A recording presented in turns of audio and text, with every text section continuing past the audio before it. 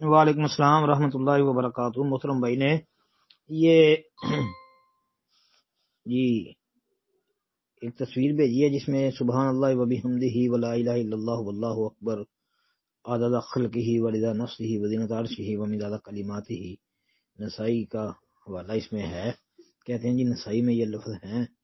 جی بالکل بھائی، مسلم شریف کے اندر تو یہ لفظ آتے ہیں نا، سبحان اللہ وبحمدہ عدد خلقہ ورضا نفسہ وزنۃ عرشہ ومداد کلماتہ۔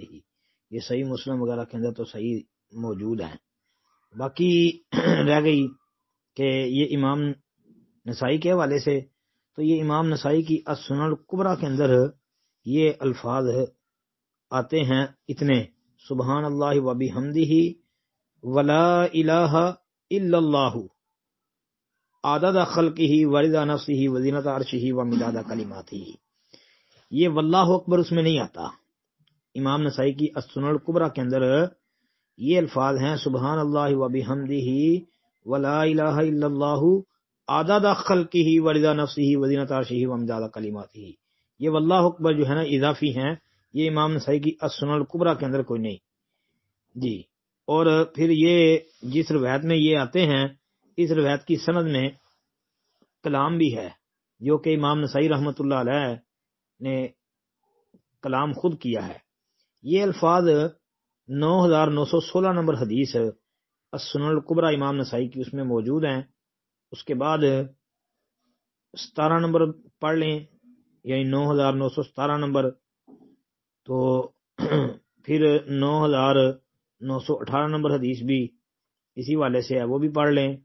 پھر 9919 نمبر حدیث وہ بھی اسی حوالے سے ہے، وہ بھی آپ پڑھ لیں جی۔ پھر آپ 9920 نمبر جب حدیث پڑھیں گے نا، تو اس کے اندر سے آپ کو امام نسائی رحمۃ اللہ علیہ کا پھر کلام مل جائے گا۔ قال ابو عبد الرحمن، یہ ابو عبد الرحمن مراد امام نسائی رحمۃ اللہ علیہ۔ پھر وہ آگے اس پہ کلام کر رہے ہیں جی، کہ اس میں کیا ذوف ہے، کیا معاملہ ہے، وہ ساری وضاحت امام نسائی رحمۃ اللہ علیہ کے کلام کے ساتھ 9920 نمبر حدیث کے تحت موجود ہے، اس کو پڑھ لیں۔ باقی مزید آپ شیخ البانی رحمۃ اللہ علیہ کی جو سیہ وغیرہ ہے وہ بھی آپ دیکھ لیں، ضعیفہ وہ دیکھ لیں، اگر آپ کو شیخ البانی رحمۃ اللہ علیہ کے حوالے سے کچھ مل جائے۔